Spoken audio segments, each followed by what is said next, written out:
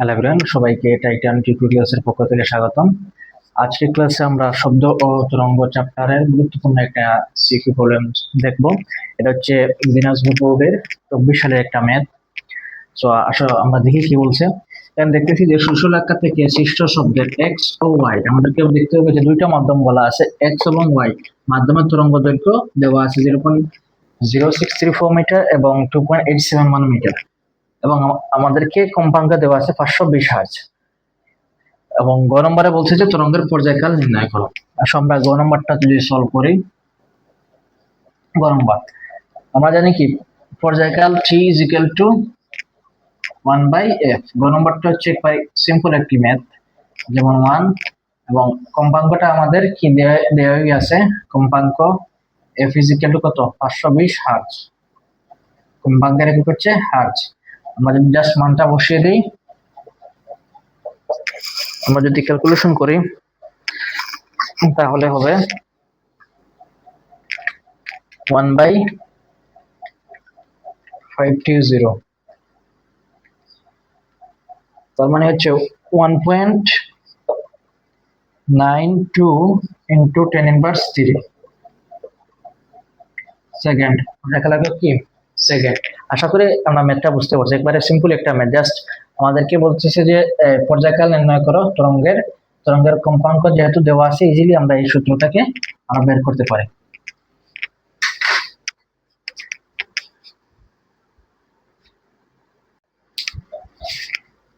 এখন আমরা গ নম্বরটা দেখব। গ নম্বরে বলছে যে এক্স এবং ওয়াই কোন ধরনের মাধ্যম গাণিতিকভাবে ব্যাখ্যা করো। আচ্ছা, এখন দেখি আমাদের এক্স মাধ্যমের কি কি ডাটা দেওয়া আছে। এক্স মাধ্যমে দেখতে পাচ্ছি যে আমাদের একটা তরঙ্গ দৈর্ঘ্য দেওয়া আছে, আর কম্পাঙ্ক এক্স এবং ওয়াই মাধ্যমে সমান, তার মানে হচ্ছে 520 হার্জ। তার মানে হচ্ছে এক্স মাধ্যমের ক্ষেত্রে তরঙ্গ দৈর্ঘ্য যদি আমরা এক্স মাধ্যমে ল্যামডা এক্স যেহেতু দেওয়া আছে, আমরা লিখতে পারি 0.634 মিটার দেওয়া আছে, এবং কম্পাঙ্ক আমাদের দেওয়া আছে কত 520 হার্জ দেওয়া আছে। এখন যদি আমরা জানি বলে লিখি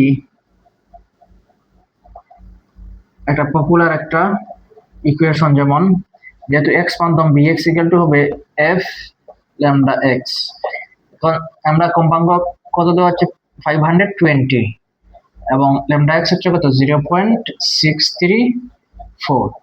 যদি আমরা ক্যালকুলেশনটা করি তাহলে ইজিলি আনসারটা চলে আসবে।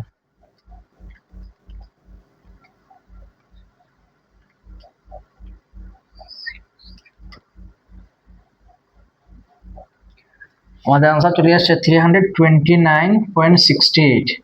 আচ্ছা, এখন এখানে আমরা যদি দেখি 0 ডিগ্রি সেলসিয়াস তাপমাত্রা বায়ুকে শব্দের বেগ কত 330, যা তোমাদের বইয়ে দেওয়া আছে দেখলে পাবা, যেটা 330 মিটার পার সেকেন্ডের কাছাকাছি। তার মানে আমরা বলতে পারি যে বায়ুতে শব্দের বেগ কত 330। তার মানে আমরা বলতে পারি যে bx হলো বায়ু মাধ্যম,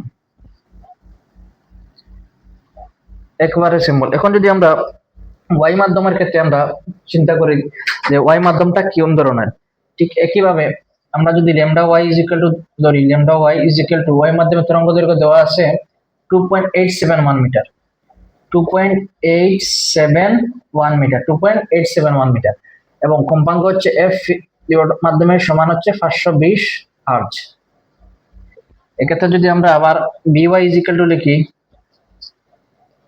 এফ ল্যামডা ওয়াই, তার মানে হবে এফ কত 520 এবং ল্যামডা ওয়াই হচ্ছে 2.871। আমরা যদি ক্যালকুলেশন করি তাহলে হবে 520 ইন্টু 2.871,